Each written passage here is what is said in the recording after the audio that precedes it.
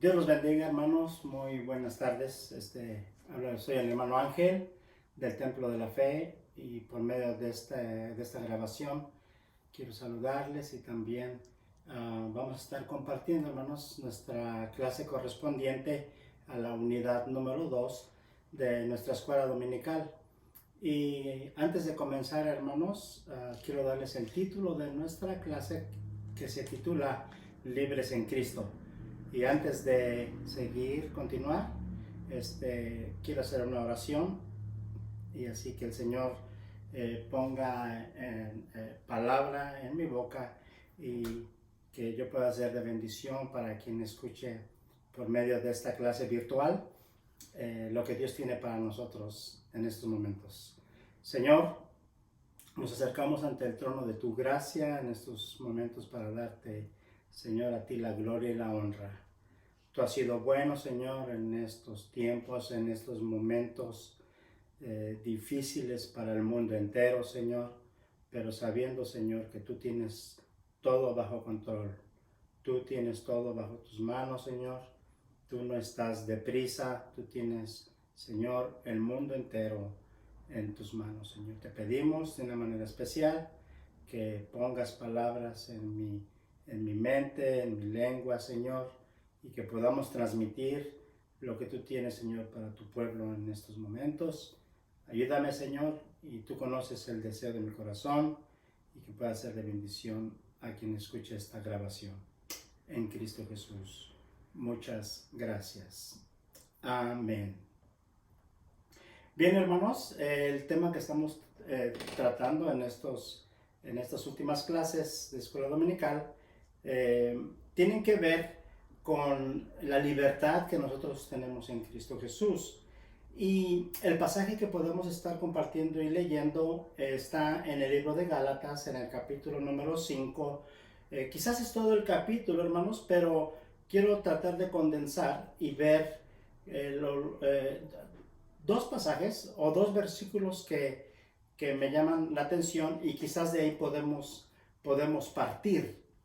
Y es el capítulo 5, en el versículo 13 y 14, y dice así: porque vosotros, hermanos, a libertad fuisteis llamados, solamente que no uséis la libertad como ocasión para la carne, sino servíos por amor los unos a los otros, porque toda la ley en esta sola palabra se cumple: amarás a tu prójimo como a ti mismo.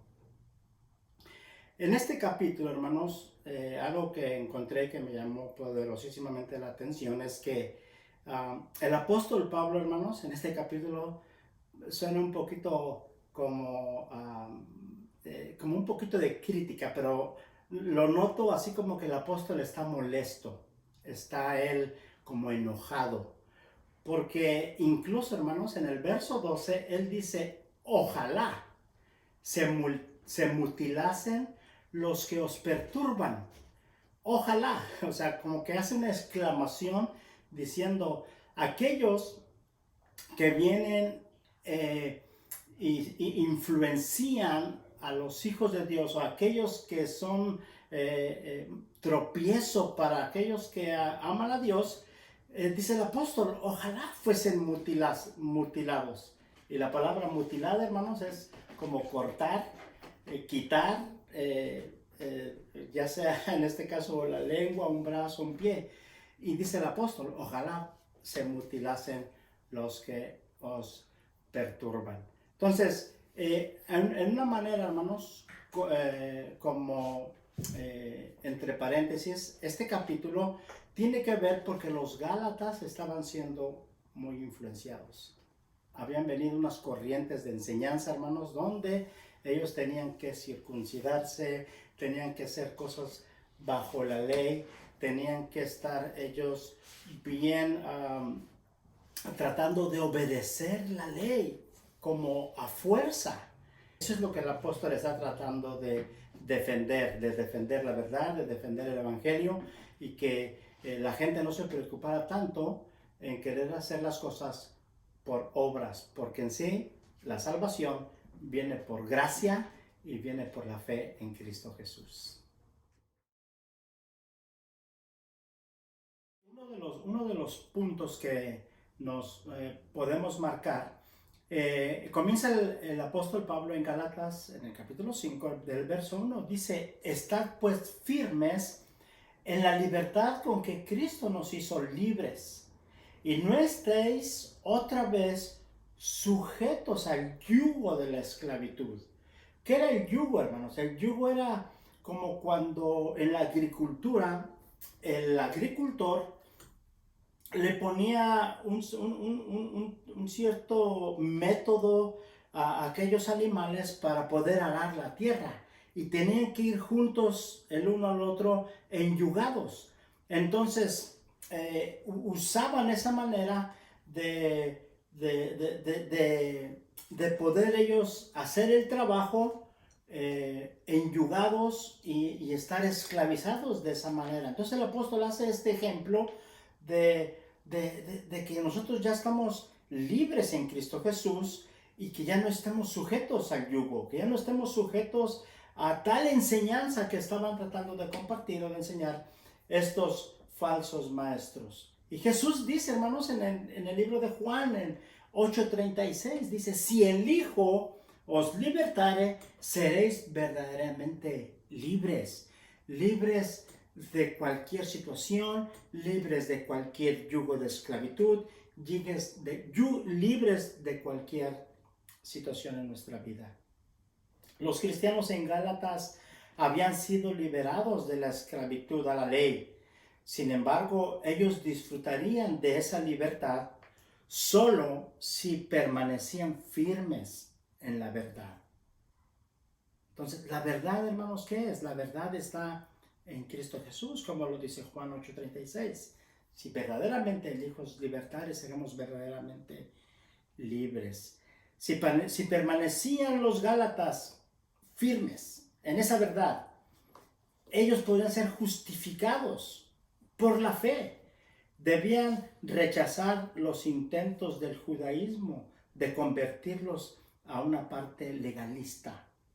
Pablo imaginaba a sus creyentes gentiles como cuando aquellos atletas van corriendo, como cuando aquellos atletas están haciendo ejercicio y están tratando de ganar la medalla, tratando de llegar a la meta. El apóstol Pablo dice: ustedes son como estos atletas que habían empezado bien la carrera, que habían tenido un buen comienzo, pero que en la carrera habían tenido esta dificultad, habían tenido estos problemas. Dice el apóstol, ustedes fueron estorbados por sus competidores, los falsos maestros. Aunque no somos justos a través de la ley, la vida de la libertad no era una excusa para el descuido o el pecado. La lección de hoy nos recuerda que los creyentes no deben ceder a los impulsos pecaminosos de la carne, más bien deben defender o depender del poder y de la guía del Espíritu Santo para dar el fruto espiritual, que es lo agradable, que es lo correcto, que es lo que a Dios le agrada. Entonces el apóstol Pablo hace esa mención de cuidarse, de tener esa libertad en Cristo Jesús. Pero también el apóstol quería que nosotros entendiéramos y pusiéramos un balance en nuestra vida, de ser libres en Cristo Jesús, pero no ocupar nuestra libertad en un libertinaje. El apóstol quiere que nosotros hagamos un balance en nuestra vida, ser libres en Cristo Jesús, y que esa libertad nos lleve a amar, que eso sea un procedimiento a amar, a buscar de Dios, a entender que por la fe nosotros podemos alcanzar esta salvación. Entonces el apóstol habla firmemente y dice: ustedes son firmes en la libertad, libres en Cristo, una carrera que no puede ser interrumpida, porque la carrera tenemos que continuar, seguir, hasta que Cristo venga o Él nos lleve. por medio de esta carta, de este capítulo, nos llama a servir en amor, a tener este llamado a la libertad. Porque yo me recuerdo, hermanos, cuando era más joven, había un canto que cantábamos mucho y se titulaba este canto cuando la carne con el espíritu había una lucha viva, ¿verdad? La carne siempre va a mirar a las cosas carnales, pero el espíritu va a ver o va a buscar las cosas espirituales, las cosas de arriba.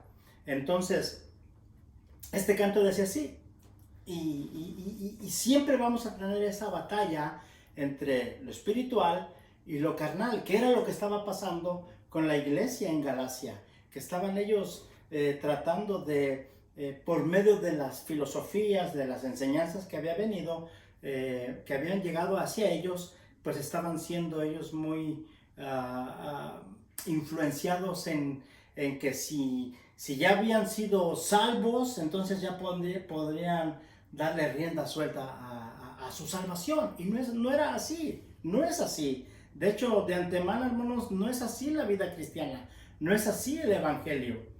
Y todo comienza, hermanos, cuando Dios, en el principio de la historia de la humanidad, Dios le dio esta libertad a Adán y Eva en el huerto del Edén. Cuando Dios le dijo, ustedes van a decidir de lo que yo implemente, de lo que yo les ponga. Dice la Biblia que en el libro de Génesis, en el capítulo 2, el verso 16 y 17, dice, y mandó Jehová Dios al hombre diciendo, de todo árbol del huerto podrás comer. O sea, ya había una libertad ahí, de todo árbol puedes comer. Llámese sus guayabitas, llámeles sus naranjitas, sus platanitos, arrayanes, todas esas frutas podían comer, pero había un árbol que había sido excepto, que no podían comer, y dice en el verso 17, mas del árbol de la ciencia del bien y del mal no comerás, porque el día que de él comieres ciertamente morirás. Entonces, había una libertad, pero también había una decisión. Entonces, la decisión de escoger en esa libertad. Tú y yo podemos decidir.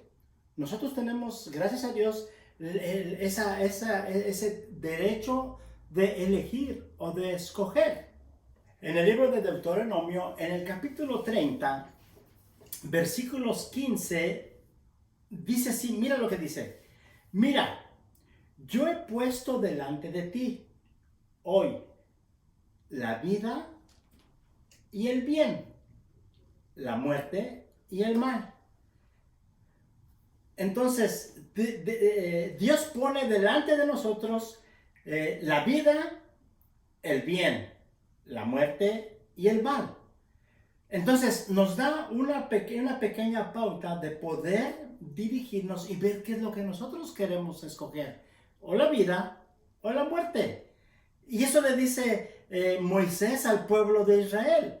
En el verso 19 y el verso 20 dice, a los cielos y a la tierra llamo por testigos hoy contra vosotros, que os he puesto delante la vida y la muerte, la bendición y la maldición.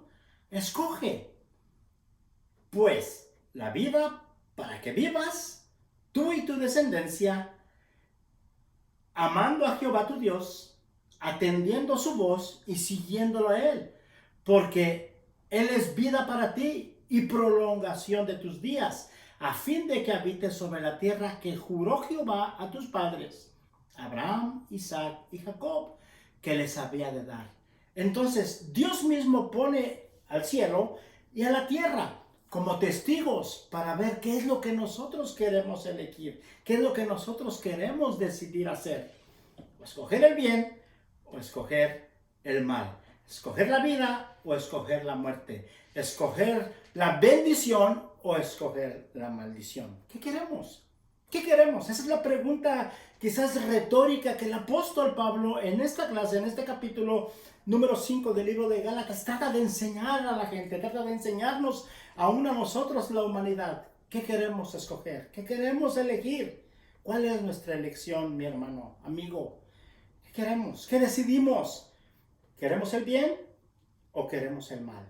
¿Queremos vivir para Dios o no queremos vivir para Dios? ¿Queremos aceptarle a Él por fe? Entender su gracia, entender su favor, entender su amor para con nosotros. Yo te aseguro que cuando caminamos de tal modo, de tal manera, Dios añade bendición a nuestra vida y nos corrige y nos sigue amando y nos sigue dando y llenando.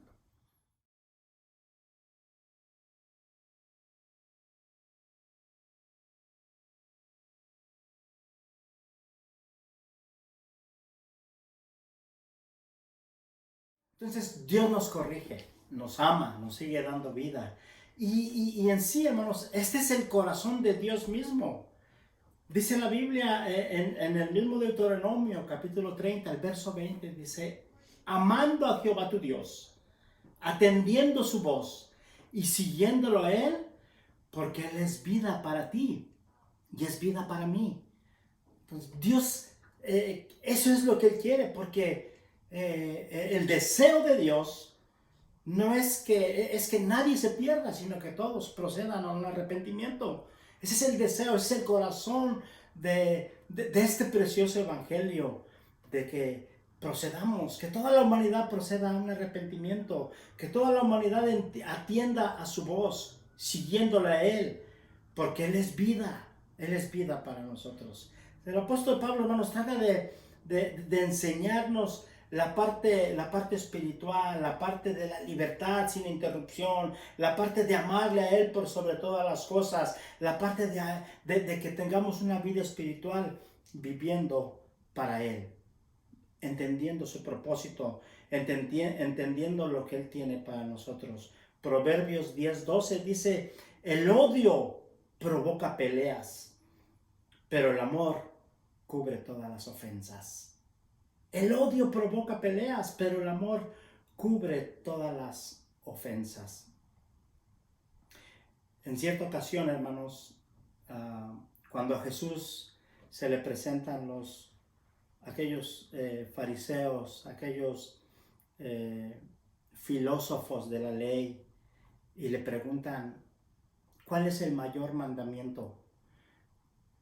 Ellos pensaban como que Jesús iba a traerles una regla más. Ellos pensaban como que Jesús iba a imponerles otra ley más, otro estatuto más. Jesús viene y les dice, ama a tu prójimo, ama a Dios por sobre todas las cosas, búscale a Él, entiende que amar al Señor tu Dios con todo tu corazón y con toda tu alma, con todas tus fuerzas, pero también dice el Señor, y ama a tu prójimo como a ti mismo. Entonces, el amar es entender que todo lo que Dios ha hecho para nosotros, todo el sacrificio que Él ha tenido para con nosotros, su amor, su bondad inmerecida, entender que cuando le amamos a Él, eso va a tener una reciprocidad, una eventualidad de que si amamos a Dios, lo tenemos todo. Y eso nos va a prolongar, eso nos va a llevar a amar a nuestro prójimo, a servir a nuestro prójimo. Más ahora cuando estamos en estos tiempos difíciles, en estos tiempos que son cruciales aún para la humanidad en la que estamos viviendo por medio de este acontecimiento, de esta pandemia, de esta crisis que estamos todos viviendo.